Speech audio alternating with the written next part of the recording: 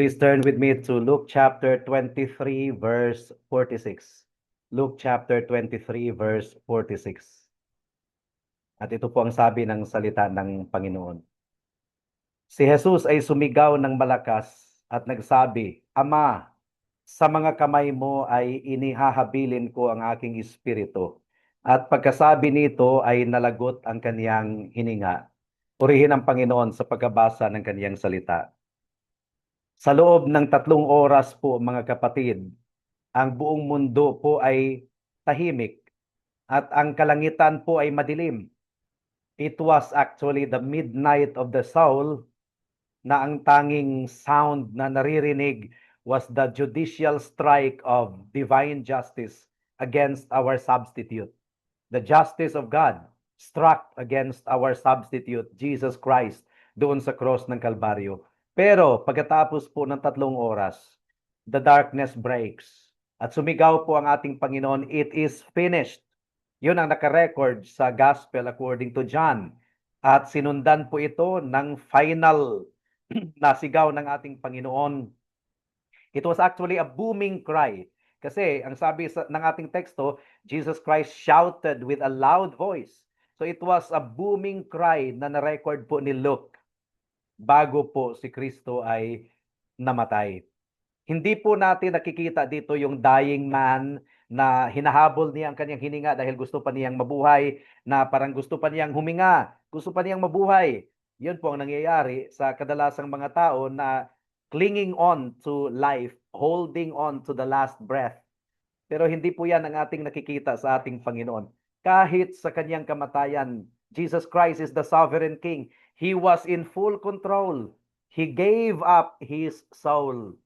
Voluntaryo po niya itong isinuko. We see a conqueror's dismissal po, mga kapatid. Ang pampito at pinakahuling salita ay ang amen. Actually, it is the amen to the greatest transaction sa kasaysayan ng universo. It is the moment na ang great exchange na pinaliwanag po kanina ay nasilyuhan na po legally. Silyado na po. And as we look at this text, mga kapatid, we see the transition mula po sa puot ng Diyos, mula sa puot ng isang hukom, tungo sa isang alab ng isang ama. Kaya kung napapansin ninyo, ay Father na ang inaddress ng ating Panginoon sa kaniyang ama dahil tatapos na bayad na. So, na-reconciled na, na-restored na. And this is the theme of our final meditation this afternoon. The final word of Christ on the cross marks the successful completion of the atonement. Natapos na. The restoration of familial communion and the sovereign triumph over death. Meron pong 3 bahagi ang ating pagbubulay-bulay sa oras na ito. Una, the restoration of communion. Pangalawa, the sovereign shout of the conqueror. At pangatlo, the Father's hands, our eternal security. Tayo po muna ay manalangin once again. Salamat o Diyos dahil pinaliwanag ninyo sa amin na ang kaligtasan ay sa pamamagitan lamang ng aming Panginoong Hesukristo. Solos Christos, in Christ alone. At sa panghuling mensahe ngayong hapong ito, nawa po ay mangusap kayo sa amin once again. At gaya ng aming pinag-pray kanina, naway malayo po ang mararating ng broadcast na ito upang maabot ang marami po sa aming mga kababayan sa iba't ibang dako dito sa mundo. Salamat po. Ito po ang aming samot-dalangin sa pangalan ni Jesus. Amen and amen. The restoration of communion. Mula po sa pagiging hukom, tungo sa pagiging ama once again. So nabago na naman ang address ng ating Panginoon sa kanyang unang pangungusap. Ang sabi po ng ating Panginoong Jesus, Father, forgive them. And then sa pang-apat na pangungusap, iyon po ang sukdulang puot at galit ng Diyos na tiniis ng ating Panginoon. He received the full weight of the Father's wrath. Kaya siya po ay sumigaw, my God, in that judicial hour, mga kapatid, mga kaibigan, yung communion, sweet relationship na namagitan between the Father and the Son ay naputol po dahil ininom po ng ating Panginoon ang kopa, ang saro ng kabuuang puot at galit ng Ama. Siya po ay itinuring bilang isang kriminal upang tayo ay maituring bilang mga anak tayo na mga sumasampalataya kay Kristo. But now, sa pangpitong salita, nakikita po natin na naibalik ang endearing language.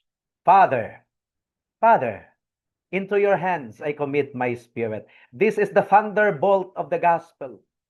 At pinapatunayan po nito na ang puot ng Diyos ay napawi.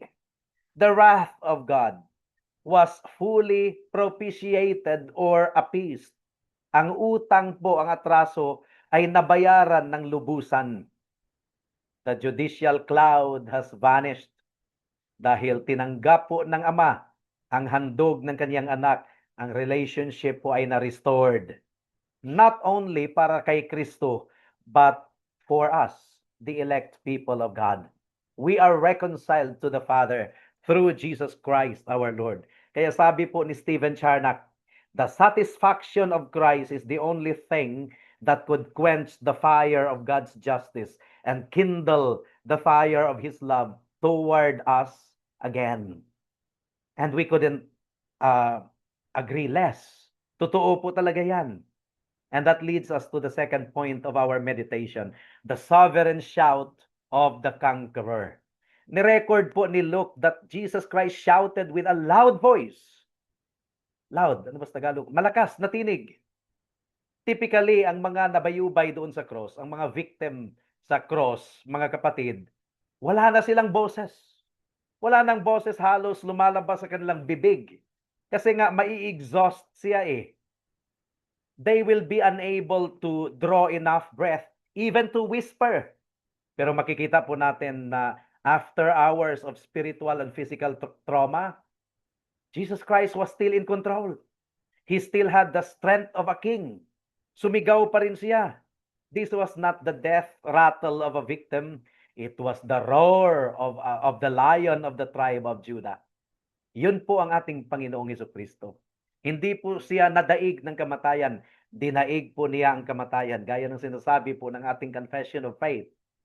Christ underwent the punishment due to us, but He did so as the Lord of life, conquering King. Siya po ay Pangulong Pari. Siya ay nag-alay ng perfect na handog, and He was the sacrifice itself. Siya ang nag-alay, pero siya mismo ang alay. He did not desperately grasp for life. He voluntarily committed His spirit. Dinismiss niya ang kaniyang kaluluwa gaya ng isang general na nag-dismiss ng kaniyang soldier. Imagine na merong isang syudad na nasalakay and finally ay nagwagi sa giyera. Ang mga gates ay hindi naman po na broken down ng kaaway. Instead, ang hari ay lumabas sa gate at nagbigay ng susi upang makapasok ang mga tao sa kanyang kaharian. Yun ang nangyari sa kamatayan at muling pagkabuhay ng ating Panginoong Hesukristo. And that leads us to the third and final point. By committing the soul of Christ to the Father's hands, diba? Into your hands I commit my spirit. Yan po ay naglalarawan din sa ating eternal security. Jesus Christ committed His Spirit into the Father's hand. Kaya ay ang kamatayan ay hindi na po tayo natatakot sa kamatayan, because we know that after death there is a much better place awaiting us. After death, to depart from the body is to be present with the Lord. Dahil ang mga kamay ng Ama ay bukas upang tanggapin ang Espiritu ng ating Panginoong Jesucristo. Meron din po tayong absolute assurance na ang parehong kamay na tumanggap sa Espiritu ng ating Panginoong Jesucristo ang siyang tatanggap din sa atin pagdating ng araw kung kailan tayo kukunin ng ating Panginoon. Ang kamatayan ay hindi na po prison house. Hindi na po prison house ang kamatayan, but death is a passage to the Father's presence. To be or to depart from the body is to be present with the Lord. To be absent from the body is to be present with the Lord. And this is the final act of Christ's passive obedience. Di ba ang kabayaran ng kasalanan ay kamatayan? Although sumigaw na po siya, it is finished, The transaction of redemption has already been finished, pero meron pong isa pang natitira, yung kamatayan mismo. Because the wages of sin is death. His willing submission to the penalty of the law. Binigyang kasiyahan po ni Jesus ang demand ng kautusan na ang kaluluwang nagkasala ay mamamatay. And Jesus Christ died he died so that we might never truly die. Yun ang pinaliwanag po sa atin ni John Owen. Ang sabi po ni John Owen, the death of death is the death of Christ. Totoo naman, dahil sa kamatayan po ng ating Panginoon, wala na pong bisa ang kamatayan laban sa atin. O death, where is your victory? O death, where is your sting? And at this moment, Jesus Christ died because death tried to swallow the one who is life itself. At hindi po nagwagi ang kamatayan laban sa ating Panginoong Hesukristo. So, dumako na po tayo sa application. Saglit lamang po ang panghuling message. Huwag na po tayong matakot sa kamatayan. Kung ikaw ay na kay Kristo, we don't have any reason to fear death. Christ went before you. The valley of the shadow of death is just that, a shadow. Shadow lamang po. The substance of death's sting was buried in the body of Jesus Christ. And then, magtiwala tayo sa soberanya ng ating Ama. If you can trust God with your eternal soul, that is the bigger thing, then maaari din po tayong magtiwala sa ating Panginoon para sa ating kalusugan, para sa ating finances, para sa ating family's needs. Mga smaller things lamang po ito. Naibigay ng Aniya sa atin ang biggest need natin. Tinugunan niya how much more ang mga smaller things of life. And then ang ating security po mga kapatid ay hindi po nakadepend sa kung papaanong mapayapa tayong namamatay. Hindi po, but on the fact that Jesus Christ died victoriously for you. Jesus Christ died victoriously for you. Now, para sa mga kaibigan natin na wala pa kay Kristo, you are living your life, you are currently living your life in your own hands. You are your own master. In fact, yun ang paboritong mga poem ng secular. I am the master of my soul. I am the captain of my soul. I am the master of my destiny. So, yun naman talaga ang buhay mo. Itinuring mo ang sarili mo bilang hari mo, bilang Diyos mo. You are your own God. But your hands are shaking. Your hands are shaking and your life is slipping through your fingers. Ang sabi po ng Hebrews chapter 10 verse 31, warning po ito ng Panginoon para sa atin. It is a fearful thing to fall into the hands of the living God.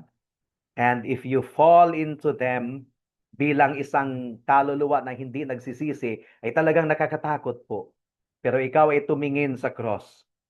Ang mga kamay ng Diyos Ama ay bukas ngayon dahil bukas ito nung tinanggap niya ang kanyang anak na nabayubay doon sa cross ng Kalbaryo.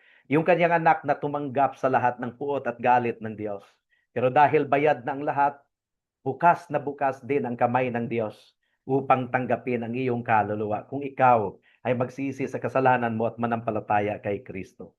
Itigil mo na ang pagtitiwala sa sarili mong abilidad at magtiwala ka kay Kristo who finished the work of redemption on the cross of Calvary. Commit your spirit to Him now. Or ipagkatiwala din natin ang ating buhay dito sa mundo so that in the next life, He may receive us into paradise. And He will.